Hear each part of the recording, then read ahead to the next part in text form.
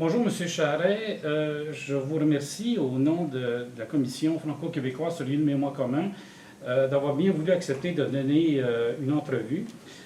Nous sommes à Montréal le 1er février 2016. Vous avez été Premier ministre du 14 avril 2004 au 18 septembre 2012 et tous les observateurs de tous les horizons ont reconnu le rôle que vous avez joué dans les relations internationales du Québec et particulièrement les relations avec la France. Quelles sont les relations que vous avez eues dès votre plus jeune âge avec la France, ce que la France représente pour vous? Mes premiers contacts, moi, avec la France, c'est à travers mon épouse Michel. Nous, on s'est fréquentés très jeunes, on avait 15 et 16 ans. Et sa famille, à elle, étaient des amoureux de la France. Ils y allaient presque à chaque été sur la Côte d'Azur, dans le sud de la France, louer une villa pour l'été. Ses parents, à elle, son père était médecin, adorait la France, avait fait un stage comme médecin en France.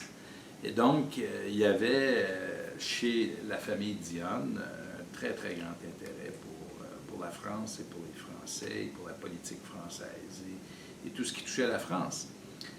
Après ça, lorsque j'arrive en politique fédérale, c'est mes premiers vrais contacts.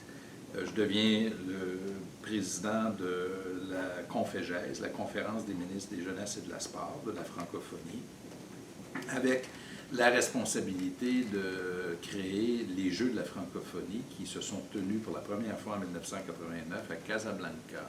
Donc, je deviens le premier président du Comité international des Jeux de la francophonie. Et là, ça a été une période où j'ai fréquenté assez intensément les Français, parce qu'il fallait forcément travailler à la création des Jeux et à la préparation.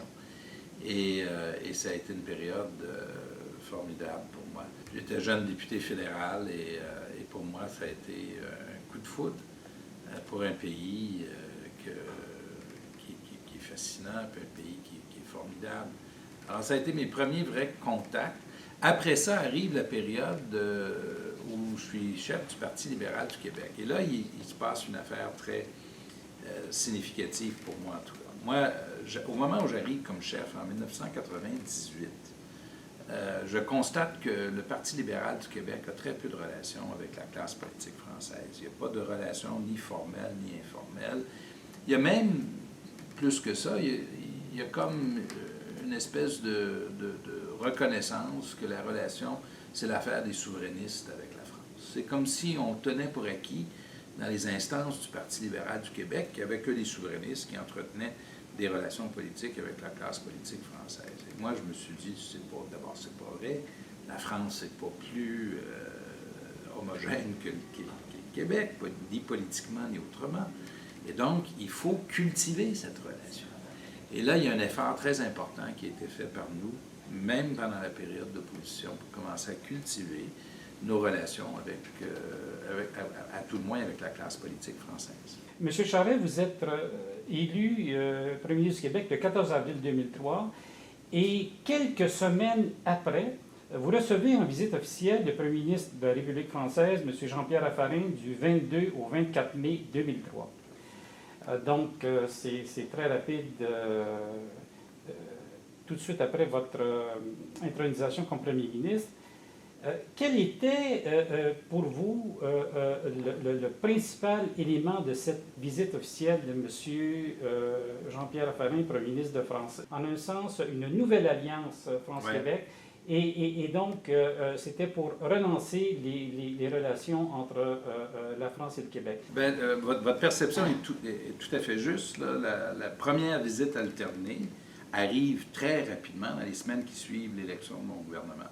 Mais elle a été préparée avant, et d'où le fruit des efforts des années précédentes dans l'opposition. Par exemple, j'avais fait une visite, moi, à titre de chef de l'opposition officielle au mois de février à Paris pour rencontrer le premier ministre Raffarin. Et j'en garde un souvenir inoubliable parce que c'est au moment du déclenchement de la guerre entre les États-Unis et l'invasion de l'Irak qui est très controversée. Et lorsque mon épouse Michel et moi, on arrive à l'aéroport à Charles de Gaulle, on est au salon d'honneur et on croise Dominique de Villepin qui arrive, lui, de New York, où il vient d'avoir son affrontement avec Colin Powell au Conseil de sécurité des Nations Unies. Alors, on s'est croisés, on a parlé un peu. Alors, vous imaginez que c'est un contexte qu'on n'était pas prêt d'oublier.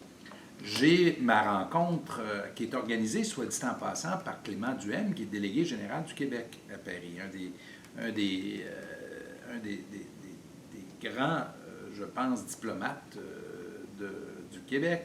Alors, Clément organise la visite, et lorsque je rencontre le premier ministre Raffarin, le matin même, il y a un sondage de publié au Québec qui place le Parti libéral du Québec en 3e place. Là, on est au mois de février. L'élection, on ne sait pas encore, aura bientôt lieu au mois d'avril. Et donc, la rencontre se passe très bien, poliment, gentiment. Et j'avais dit à Jean-Pierre Raffarin, premier ministre, j'avais dit, je vous recevrai au Québec lorsque vous serez en visite alternée. Il n'avait rien dit, mais par la suite, il m'a raconté, il dit qu'il avait dit à ses conseillers, je ne sais pas si M. Charest a lu les sondages ce matin-là, mais il est en 3e place. Les chances qu'ils me reçoivent sont plutôt minces. Alors là, arrive donc le soir de l'élection, et le soir de l'élection, il se passe quelque chose d'important. J'avais, moi, délégué Ronald Poupard, mon chef de cabinet, pour être responsable de cette relation avec la France. Il avait, lui, développé un contact avec Clément Duhem.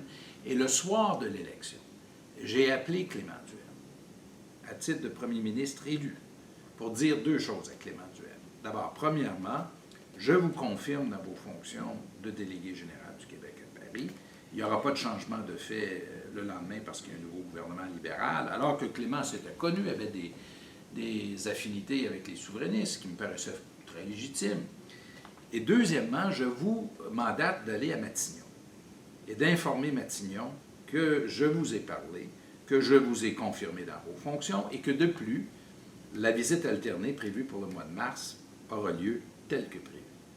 Alors, je savais, moi, que Matignon allait s'interroger le lendemain de l'élection. Ils allaient se demander, est-ce que la visite a quand même lieu avec un nouveau gouvernement? Auront-ils le temps? Est-ce qu'ils auront la volonté? J'ai dit, dès demain, je veux que vous confirmiez avec Matignon que la visite a lieu. Alors, je voulais donc, dès la première occasion, lancer la relation, la consolider et envoyer un signal fort.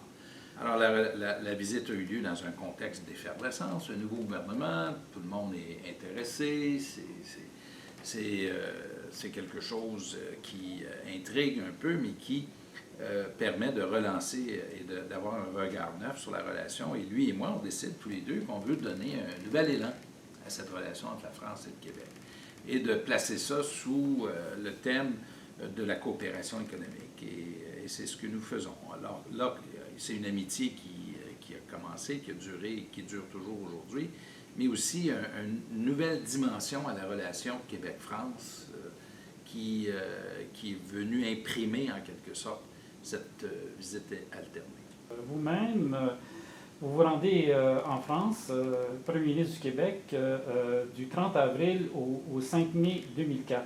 Est-ce que vous pouvez confirmer que l'orientation que vous avez donnée avec le Premier ministre Jean-Pierre Raffarin dans le cadre des relations France-Québec est maintenue, à savoir donner un accent particulier à la dimension économique?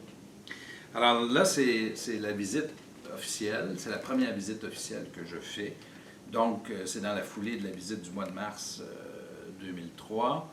Il y a effectivement une confirmation de cette volonté de renforcer la relation entre le Québec et la France, mais c'est aussi la première occasion que j'ai de rencontrer le président de la République, qui est Jacques Chirac à l'époque. Et c'est une visite intéressante parce que Jacques Chirac avait passé l'été 2003 dans les cantons de l'Est, avait fait 5 semaines dans le village de North Atlee, village où j'ai une maison, où je loue une maison. Et cet été-là, donc, Michel et moi et la famille, on avait voyagé en France, mais on avait également reçu à dîner le président Chirac et son épouse Bernadette, en famille, strictement en famille, et j'ai un très beau souvenir de ce moment-là, parce que les enfants étaient plus jeunes, on avait dit aux enfants, il faut préparer la soirée, si vous avez des questions à poser au président ou à Mme Chirac, il faut vraiment profiter de cette occasion unique de pouvoir être avec eux. Alors là, on l'a reçu à dîner à la maison. Les médias étaient là pour prendre une photo, mais on on était juste tous les 5 avec eux. Ça a été une soirée inoubliable. Ils sont restés jusqu'à 1h du matin. Ils sont arrivés à 19h. Et là, ça a été une discussion, mais une discussion très ouverte, détendue, hein, parce qu'eux, ils sont en vacances, sont dans un contexte où ils ne sont pas sur leur garde. Et je me rappelle les questions que les enfants avaient posées au président sur les mariages de partenaires de même sexe, sur le Maroc, sur sa relation avec le roi du Maroc. Enfin, on a touché à plein de sujets. Sa relation avec le président Bush, on est en 2004, donc c'est après la guerre en Irak. Et ça a été une soirée vraiment, vraiment inoubliable. Alors donc, j'arrive en 2004 à Paris, je retrouve pas uniquement le président, mais une personne que j'ai commencé à connaître. Et déjà à ce moment-là, lui avait offert à ma fille aînée, Amélie, de faire un stage à l'Élysée. Alors, c'est pas arrivé à cet été-là. Elle a fait effectivement un stage à l'été 2006. Et donc, ça a été une visite officielle, mais qui a été beaucoup sur le thème de cette relance de notre relation. Et c'est là où je pense qu'on a pris la décision de faire une mission conjointe à l'extérieur, sur le Mexique, France-Québec, qui est une formule originale, où nos deux gouvernements respectifs avaient des réserves là-dessus en passant. Et le Quai d'Orsay et le ministère chez nous du développement économique ne voyaient pas ça comme étant une formule gagnante pour nous. Et donc, il a fallu imposer en quelque sorte cette nouvelle vision de cette relation entre les deux. Certains considèrent que le Québec est la porte d'entrée pour la France en Amérique, comme la France est la porte d'entrée pour le Québec en Europe. Est-ce que c'est pour vous une formule un peu trop surfaite, un peu dépassée, ou est-ce qu'elle représente l'objectif que vous aviez et ce que le Québec est en train de réaliser depuis lors? D'abord, la mission économique commune a été un succès. Et les Mexicains étaient un peu étonnés. C'est la première fois qu'eux aussi recevaient deux pays différents, le Québec, Canada et la France, dans une mission commerciale conjointe. Jamais ça s'était fait auparavant. Mais ce qui s'est révélé être vrai, et c'était notre intuition à Jean-Pierre Raffarin et moi, c'est qu'on se rendait l'un et l'autre plus intéressants aux yeux de notre hôte mexicain. Et donc, l'intérêt était beaucoup plus grand du côté des entrepreneurs mexicains parce qu'ils avaient à la fois accès au Québec, porte d'entrée, effectivement, de la France et de l'Europe dans les Amériques, et la France, qui est notre porte d'entrée à nous, en Europe et dans la Commission européenne et dans l'Union européenne. Et donc, ça a été un vif succès. Et ce qu'il faut savoir des missions, ce qu'il y a souvent d'aussi intéressant, des fois même plus intéressant que les rencontres qu'on fait à l'étranger, c'est les gens à l'intérieur des délégations respectives qui, eux, établissent des contacts entre eux. Et donc, ça a été une visite inoubliable. La suite des choses, c'est intéressant aussi parce qu'il y a eu une telle résistance. Il y a eu plusieurs tentatives de recréer à nouveau des missions. On a pensé à un moment donné à aller sur l'Inde, sur la Pologne. Et à chaque fois, les objections du début sont revenues à la surface.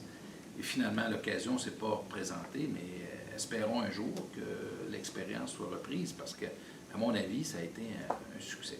En 2007, M. Charest, vous vous rendez à Paris comme chef du gouvernement du Québec. Vous êtes toujours là.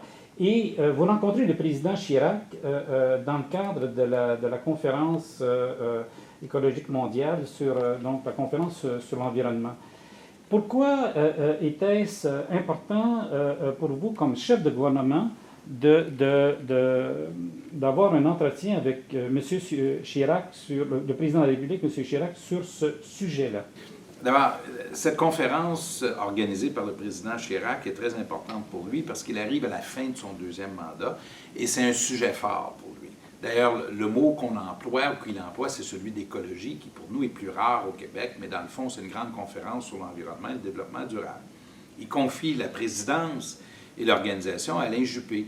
Or, Alain Juppé arrive du Québec. Il vient de passer 1 an au Québec. Il a eu plein de contacts avec les Québécois, moi inclus, c'est devenu un ami. Et donc, j'assiste à la conférence qui a lieu au mois de février. Et autour de la conférence, il y a un événement qui pour moi est inoubliable, c'est un petit déjeuner organisé par Jean-Pierre Raffarin avec Alain Juppé et Nicolas Sarkozy, candidat pour les élections présidentielles. Et le petit déjeuner a lieu au ministère où se trouve Nicolas. Il est à ce moment-là ministre de l'Intérieur. Et c'est un petit déjeuner où on est ensemble pendant presque 2 heures à discuter de toute une série d'enjeux qui nous intéressent, incluant une proposition pour une entente Canada-Europe que je venais tout juste de lancer à Davos au mois de janvier. Alors tout ça effraie l'idée de faire une entente commerciale de libre-échange entre le Canada et l'Europe. La discussion a été avec eux inoubliable. Il y avait entre autres le dossier Bombardier Alstom ici à Montréal, qui faisait l'objet d'un conflit parce que Alstom n'avait pas été inclus dans les appels d'offres pour construire les wagons de métro du métro de Montréal. Et Nicolas Sarkozy, lui, prend l'enjeu et prend ça au vol, puis il me dit à moi, ben c'est pas juste que vous ayez exclu Alstom, etc. Je lui rappelle que Bombardier était aussi une compagnie française. Et il me met au défi, Nicolas, il me dit, mais en sortant, quand on va rencontrer la presse, allez-vous dire à la presse que c'est une compagnie française? Je dis, certainement.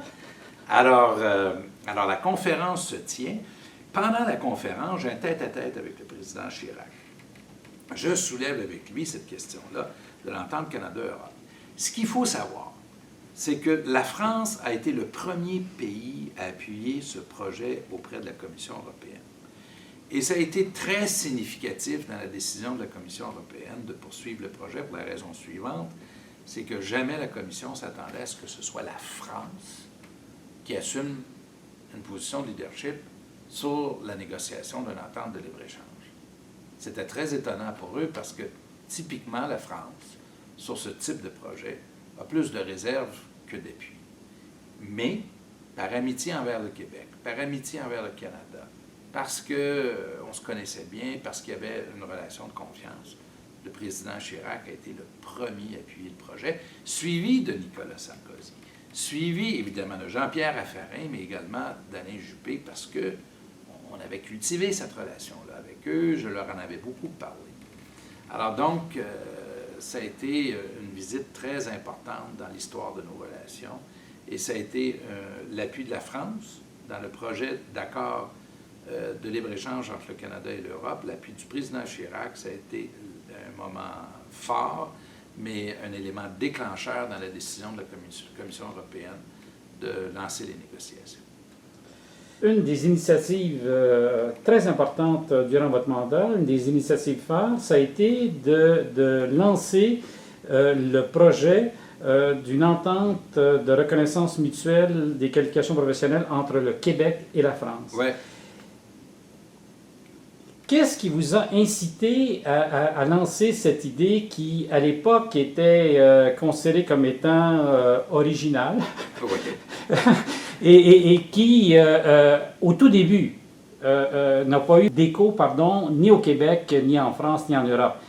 Maintenant, ça fait l'objet d'une signature, c'est maintenant en train d'être mis en œuvre pour chacune des professions. Mais au départ, vous avez été l'initiateur d'une idée que l'on pourrait qualifier de très nouvelle. Oui. Alors, qu'est-ce qui vous a incité à lancer cette idée nouvelle? L'élection du gouvernement de Nicolas Sarkozy se fait au printemps 2007. J'ai une première visite en France, donc pendant l'année, je ne me rappelle pas très bien si c'est l'automne ou le printemps, mais assez rapidement après l'élection du nouveau président, qui à ce moment-là organise un déjeuner à l'Élysée.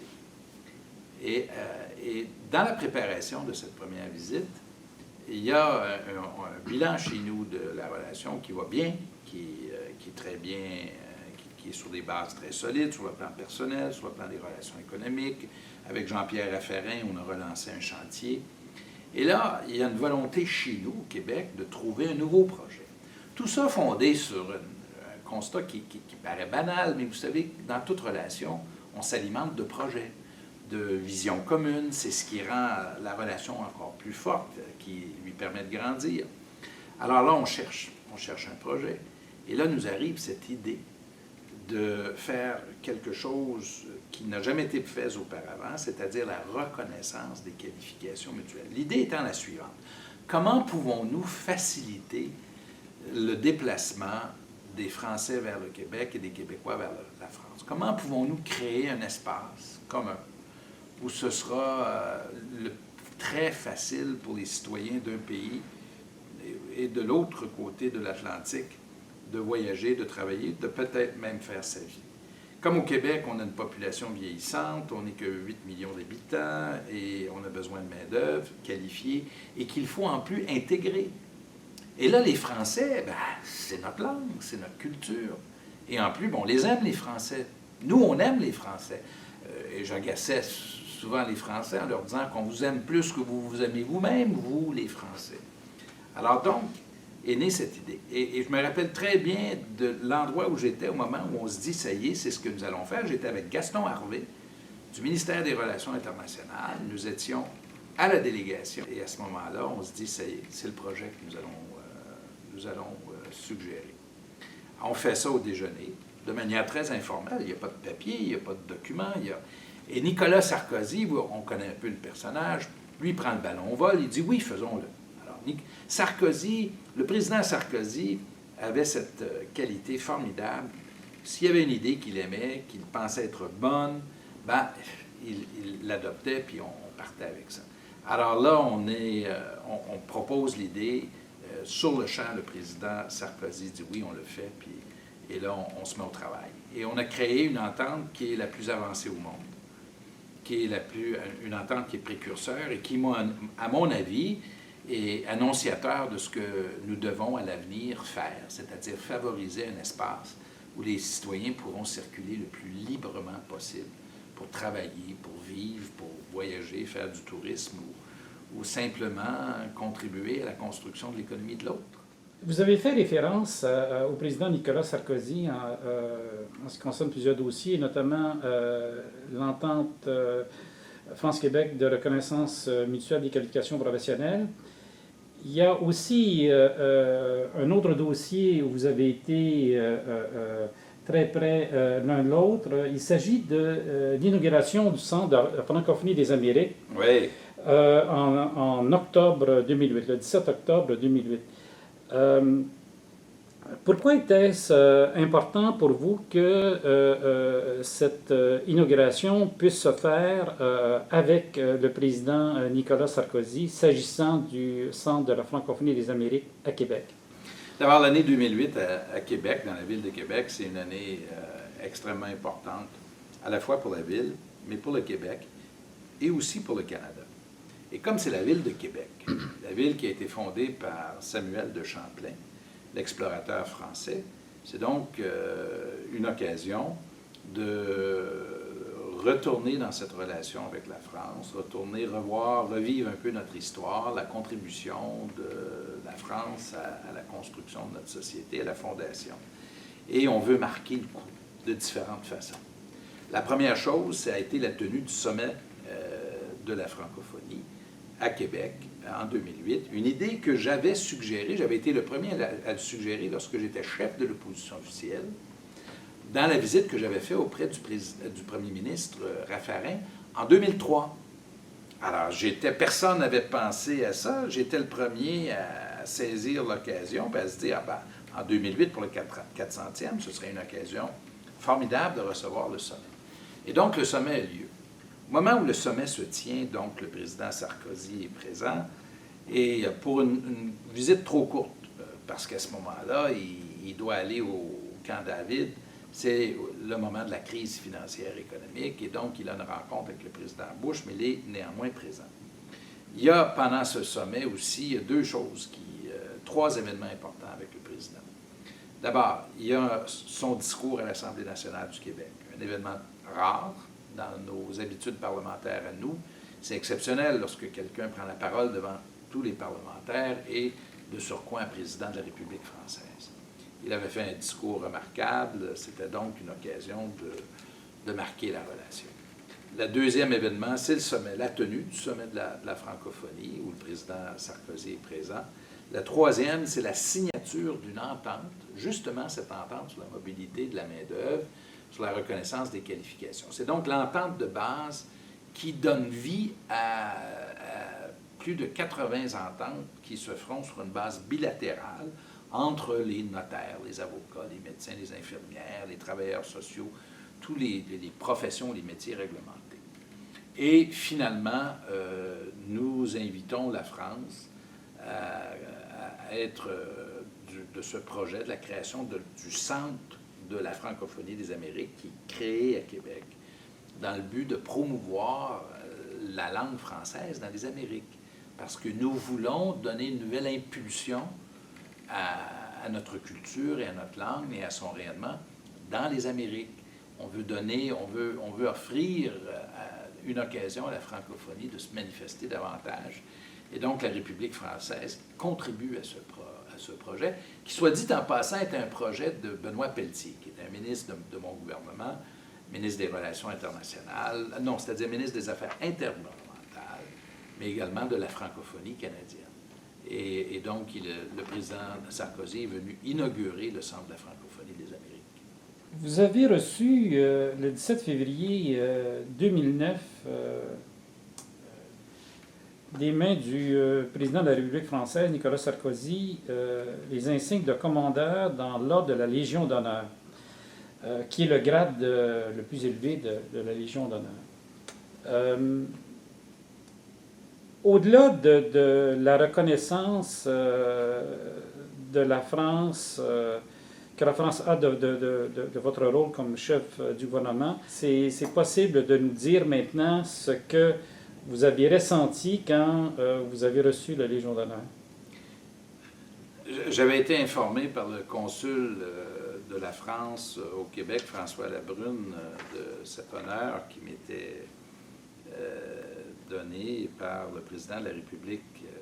Et je n'avais pas sollicité, moi, cette reconnaissance. C'est eux c'était de leur initiative. J'étais donc étonné et flatté, très flatté. Et là, je retourne dans l'histoire à mon adolescence, au moment où je fréquente mon épouse Michel, et dans sa famille à elle, ils sont amoureux de la France, de la langue française. Elle a une sœur qui est traductrice, terminologue, un beau-frère qui est interprète. Son père, à elle, qui est médecin, fait de la traduction médicale. Il fréquente la France presque à chaque année. Vous voyez un peu. Alors tout ça, pour moi, c'est des souvenirs, mais également un lien qui se crée avec la France. Tout ça marque en quelque sorte cet amour, l'amour que j'ai pour ce pays. Et la réalisation de projets, parce que c'est pas tout que d'aimer, encore faut-il faire des choses ensemble. Alors, l'événement comme tel est devenu, a été très, très important, parce que Nicolas Sarkozy a une cérémonie à l'Élysée, c'est donc une remise, il fait une remise des insignes à l'Élysée, et il y a des invités du Québec, des invités de ma famille, des amis qui sont présents, des amis français. François Fillon est présent, le premier ministre Fillon est présent, Jean-Pierre Raffarin est présent, Alain Juppé est présent. Ils sont tous là, et ce qui me fait beaucoup plaisir. Et pendant la cérémonie, Nicolas Sarkozy prend la parole. Et là, il arrive d'une visite récente au Canada où on l'a beaucoup critiqué. Les souverainistes l'ont critiqué parce qu'il a trop il aurait été trop attaché à cette relation entre le Canada et le Québec. Et les souverainistes ont interprété ça comme étant, je pense à tort, comme étant une volonté de marquer ou d'appuyer le système fédéral. Le président ne faisait que exprimer je pense, son affection pour les Canadiens, ce qui me paraissait très légitime. Mais au moment de la cérémonie, il voit les journalistes du Québec sur les podiums derrière les gens réunis dans la salle. Et là, ça déclenche chez lui un discours sur le sectarisme. Et tout l'événement a été totalement éclipsé par le discours du président Sarkozy. Les médias n'en avaient que pour ça. Et donc, l'événement a été marqué par son discours. Mais pour moi, personnellement, et à ce jour, ça a été un moment inoubliable. Il y a des moments comme ça dans la vie où on s'arrête et on fait un peu le bilan du chemin parcouru. Et dans ce cas-ci, ça a été un de ces moments de grâce pour moi. En octobre 2011, vous êtes en visite à Paris.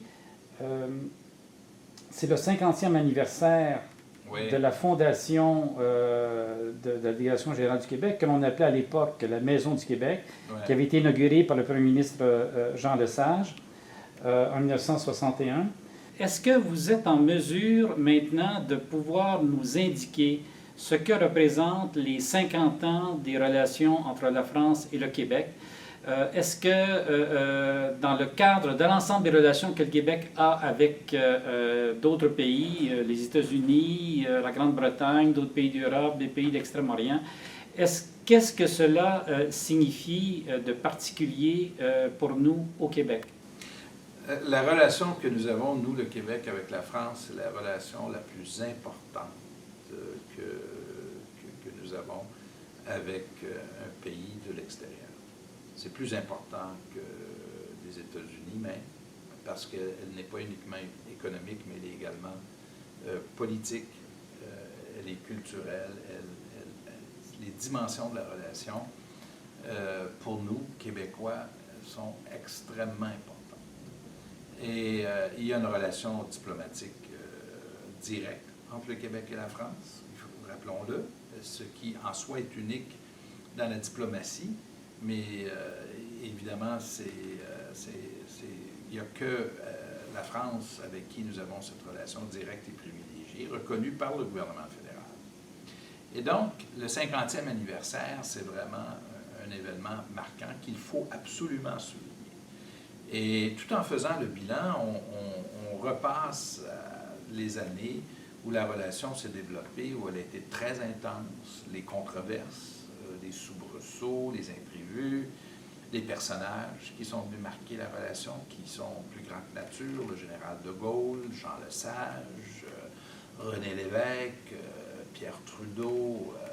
Alors, il y a une succession de personnages, les ambassadeurs, les délégués, les consuls, etc., qui donnent à cette relation une dimension qui est vraiment hors de l'ordinaire, très différente. Et même si les Américains sont voisins, même si la relation économique est très importante, on est sur le même continent, quand on prend un peu de recul et on se projette à l'extérieur, et on se projette dans l'avenir, la France, pour nous, c'est la relation qui donne un sens à notre identité, qui contribue.